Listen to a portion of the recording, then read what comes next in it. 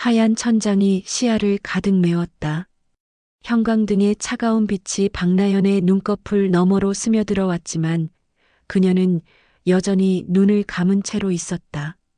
병실 문이 열리는 소리, 발걸음 소리, 그리고 익숙한 목소리들이 들려왔다. 의식은 언제 돌아올까요?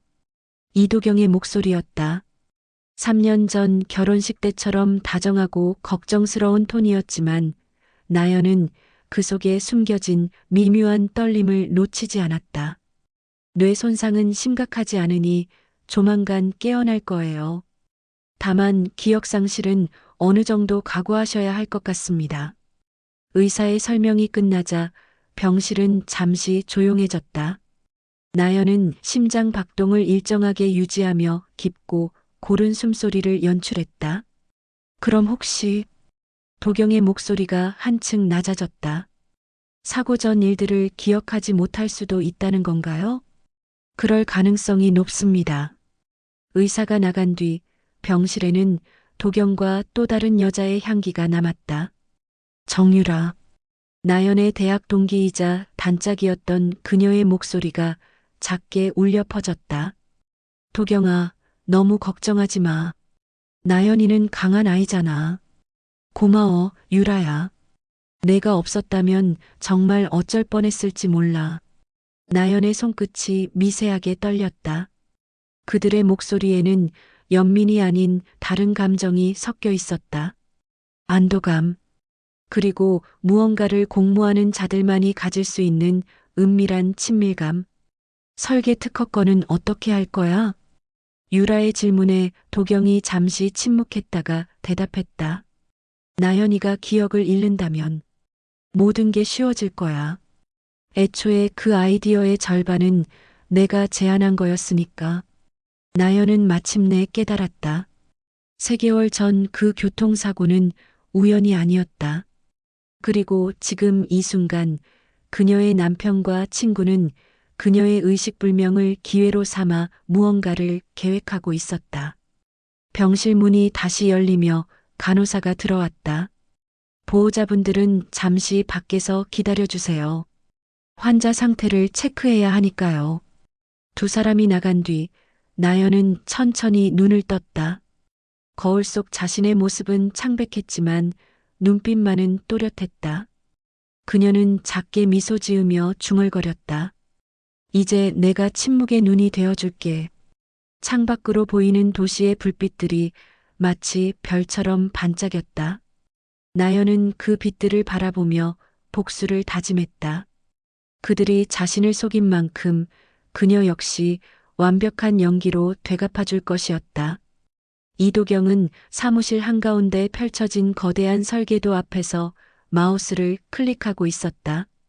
화면에는 서울 메트로폴리탄 컬처 컴플렉스라는 제목 아래 웅장한 건축물이 3D로 구현되어 있었다. 6개월 후 열릴 국제 건축 전시회의 메인 작품이 될 이 프로젝트는 그의 인생을 바꿀 기회였다. 특허 출원 서류는 어떻게 됐어? 정유라가 커피 2잔을 들고 들어오며 물었다. 그녀의 표정에는 걱정이 역력했다. 그게 문제야. 도경이 한숨을 쉬며 서류를 뒤적였다. 핵심 아이디어 3개가 모두 나연이 명의로 등록되어 있어. 특히 중앙 아트리움의 가변형 천장 구조는 완전히 그의 작품이야. 그럼 어떡해? 전시회까지 시간도 얼마 남지 않았는데. 도경은 창밖을 바라보며 차가운 미소를 지었다. 저 멀리 나연이 입원한 병원의 흰 건물이 보였다. 나연이가 기억을 잃는다면 모든 게 해결돼. 어차피 그 아이디어들은 우리가 함께 밤새워가며 만든 거잖아. 내가 제안하고 나연이가 다듬고 경계가 애매한 부분들이 많아. 유라의 눈빛이 복잡하게 흔들렸다. 하지만 도경아, 그래도 나연이는 뭐? 도경의 목소리가 날카로워졌다. 3년 동안 결혼 생활하면서 그 애가 나한테 뭘 해줬는데? 매일 설계 작업에만 매달려서 집에는 발도 안 들여놓고 대화다운 대화 한 번 제대로 나눈 적도 없어. 그는 책상 서랍에서 또 다른 서류를 꺼냈다. 보험 증서였다. 게다가 사고 보험금까지 생각하면 유라야, 우린 새로 시작할 수 있어. 너와 나 그리고 이 프로젝트로. 유라는 도경의 손을 잡으며 고개를 끄덕였지만 마음 한구석에서는 불안감이 꿈틀거렸다. 만약 나연이가 기억을 되찾는다면? 그럴 리 없어. 의사 말 들었잖아. 뇌 손상이 심각하다고. 도경이 유라의 어깨를 감싸며 속삭였다. 그리고 설사 깨어난다 해도 증거가 뭐가 있겠어? 교통사고는 우연이었고 특허 문제는 법적으로 복잡한 부분이 많아. 우리가 조심스럽게 처리하면 돼. 그때 도경의 휴대폰이 울렸다. 병원에서 온 전화였다. 여보세요? 네, 이도경입니다. 네, 의식이 돌아왔다고요? 도경의 얼굴이 순간 굳었다. 유라 역시 긴장한 표정으로 그를 바라봤다. 아, 네, 감사합니다. 지금 바로 가겠습니다. 전화를 끊은 도경은 잠시 멍하니 서 있었다. 어떡하지? 유라의 목소리가 떨렸다. 일단 가봐야지. 그리고 나연이가 무엇을 기억하는지 확인해야 해. 도경이 재킷을 집어들며 말했다. 만약 모든 걸 기억한다면. 그는 말을 끝내지 못했다. 하지만 둘 다 알고 있었다. 만약 나연이 모든 것을 기억한다면 그들이 쌓아온 모든 계획이 무너질 수 있다는 것을. 설계도 위의 아름다운 건축물은 여전히 화면에서 빛나고 있었지만 이제 그것은 균열이 시작된 꿈처럼 보였다. 기억이 흐릿해요. 나연은 가늘게 떨리는 목소리로 말했다. 도경과 유라 그리고 의사가 병상 주위에 모여 있었다. 그녀는 애써 혼란스러운 표정을 지으며 도경을 바라봤다. 당신이 제 남편이시죠? 도경의 얼굴에 안도감이 스쳤다. 그래, 나야. 이도경. 내 남편이야. 미안해요. 뭔가 기억날 것 같으면서도 안개 속에 있는 것 같아요. 의사가 차트를 확인하며 설명했다. 일시적인 기억 상실은 정상적인 반응입니다. 시간이 지나면서 조금씩 되돌아올 거예요. 밤이 되어 병실이 조용해지자 나연은 진짜 얼굴을 드러냈다. 그녀는 침대에서 조심스럽게 일어나 창가로 다가갔다. 달빛이 그녀의 창백한 얼굴을 비췄다. 서랍에서 몰래 꺼낸 작은 녹음기를 손에 쥐고 나연은 복수의 청사진을 그리기 시작했다. 낮에는 완벽한 기억상실 환자를 연기하고 밤에는 증거를 수집하는 것. 다음 날 밤 나연은 간호사들의 교대 시간을 노려 복도로 나섰다. 휠체어를 타고 이동하며 도경이 자주 통화하는 비상계단 근처로 향했다. 유라, 나연이는 아직 아무것도 기억 못해. 이제 변호사한테 특허, 이전 서류 준비하라고 해. 정말 괜찮을까? 뭔가 이상한 느낌이 들어. 이상한 게 뭐야? 나연이는 예전부터 원래 조용했잖아. 지금도 똑같아. 나연은 녹음기에 빨간 불이 깜빡이는 것을 확인하며 차가운 미소를 지었다. 그들은 자신을 과소평가하고 있었다. 이틀 후, 나연은 도경의 가방에서 몰래 서류를 빼내어 스마트폰으로 촬영했다. 특허 이전 신청서, 보험금 수령 관련 문서, 그리고 유라와 주고받은 메시지들까지. 모든 것이 그들의 계획을 증명하는 결정적 증거였다. 최 변호사님께 보내는 거예요. 나연은 대학 동기였던 최민준 변호사에게 암호화된 메일로 모든 파일을 전송했다. 그리고 짧은 메모를 덧붙였다. 민준아, 내가 죽으면 이 파일들을 모두 공개해줘. 그리고 만약 내가 살아서 연락한다면 그때 진짜 게임이 시작되는 거야.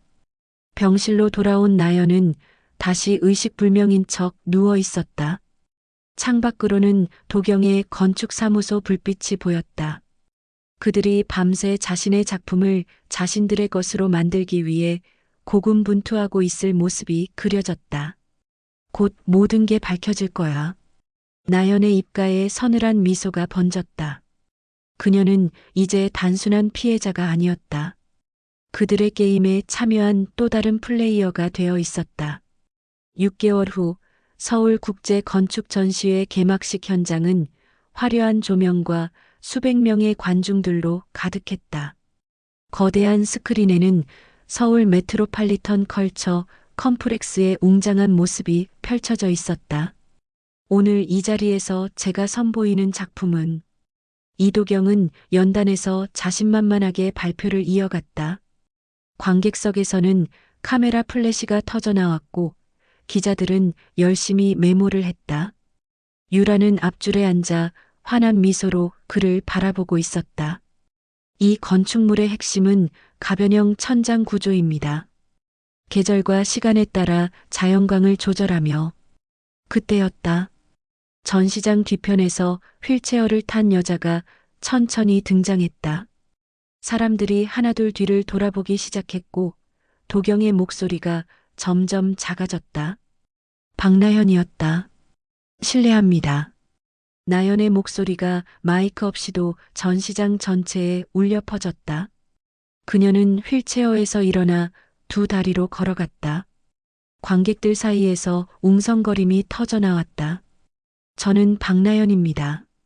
방금 발표하신 이도경 씨. 아니, 제 남편의 아내이자 이 작품의 진짜 설계자입니다. 도경의 얼굴이 새하얗게 변했다. 유라는 자리에서 벌떡 일어났지만 어떻게 해야 할지 몰라 그대로 서 있었다. 나연은 준비해온 USB를 대형 스크린에 연결했다. 화면에는 차례로 특허 출원 서류, 도경과 유라의 녹음 파일, 보험금 관련 문서들이 나타났다. 6개월 전 저는 교통사고를 당했습니다. 그리고 의식불명 상태에서 제 남편과 친구가 나눈 대화를 들었죠. 녹음 파일이 재생되기 시작했다. 도경의 목소리가 스피커를 통해 전시장에 울려 퍼졌다. 나연이가 기억을 잃는다면 모든 게 해결돼. 보험금까지 생각하면 우린 새로 시작할 수 있어. 관객석이 술렁였다. 기자들의 카메라가 일제히 도경을 향했다. 이 건축물의 핵심 기술인 가변형 천장 구조, 자연 채광 시스템, 그리고 친환경 냉난방 설계. 모든 것이 제 아이디어였습니다. 화면에는 나연의 손글씨로 된 초기 설계 스케치들이 차례로 나타났다. 날짜와 서명이 또렷했다. 도경은 마이크를 움켜쥐며 반박하려 했지만 목소리가 나오지 않았다. 전시장은 완전한 정적에 휩싸였다. 저는 죽지 않았습니다. 그리고 기억도 잃지 않았습니다. 나연의 목소리는 차갑지만 또렷했다. 이제 진짜 건축가가 누구인지 모든 분들이 아시게 됐네요. 관객석에서 박수가 터져 나오기 시작했다. 처음에는 몇몇에서 시작된 박수가 점점 전체로 퍼져나갔다. 카메라 플래시가 나연을 향해 쏟아졌다. 도경은 연단에서 비틀거리며 내려왔다. 그의 꿈은 그 순간 산산조각 났다. 전시회가 끝난 지 한 달이 지났다. 나연은 새로 얻은 작은 사무실에 홀로 앉아 있었다. 창밖으로는 서울의 야경이 펼쳐져 있었고 책상 위에는 새로운 설계 도면이 놓여 있었다. 도경은 사기 혐의로 기소되었고 유라는 연락을 끊고 어디론가 사라졌다. 모든 언론이 나연의 이야기를 다뤘고 그녀는 하루아침에 유명인이 되었다. 하지만 승리의 뒤편에는 예상치 못한 공허함이 자리 잡고 있었다. 책상 서랍에서 도경의 편지를 꺼냈다. 구치소에서 보낸 것이었다. 나연아, 내가 한 일은 용서받을 수 없다는 걸 안다. 하지만 한때 우리 사이에 사랑이 있었다는 것도 거짓은 아니었어. 내가 설계한 그 건물들을 보면서 나는 정말로 너를 존경했었다. 미안하다. 나연은 편지를 다시 접어 넣었다. 분노도 슬픔도 이제는 무뎌져 있었다. 복수는 끝났지만 진짜 삶은 이제부터 시작이었다. 그녀는 새로운 도면에 연필을 댔다. 나연 건축사무소라는 간판 아래에서 시작할 첫 번째 프로젝트였다. 이번에는 누구의 이름도 아닌 온전히 자신만의 작품이었다. 박나연 아키텍트. 도면 오른쪽 하단에 자신의 이름을 또박또박 써내려갔다. 더 이상 누군가의 그림자가 아닌 자신만의 건축물을 설계하는 건축가. 창밖의 도시는 수많은 건물들로 가득했지만 그중 어느 하나도 진정으로 그녀의 것은 아니었다. 하지만 이제는 달랐다. 나연은 설계 도구를 집어들고 새로운 청사진을 그리기 시작했다. 배신과 복수로 얼룩진 과거를 뒤로하고 마침내 자신만의 미래를 건축할 시간이었다.